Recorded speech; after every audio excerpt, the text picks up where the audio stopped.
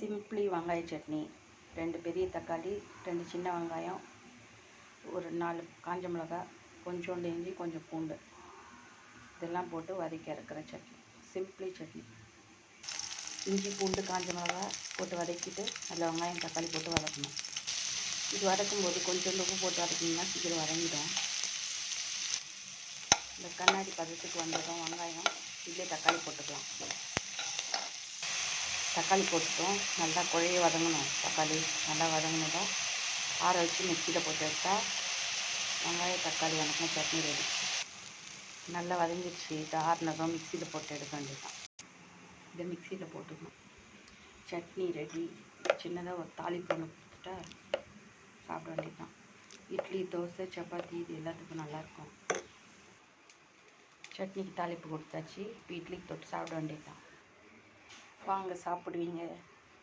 இட்லி, வெங்காயம், தக்காளி வதக்கின சட்னி ரெடி. நம்ம குக்கிங் வீடியோ பிடிச்சிருந்தா லைக் பண்ணுங்கள், ஷேர் பண்ணுங்கள், சப்ஸ்கிரைப் பண்ணுங்கள்.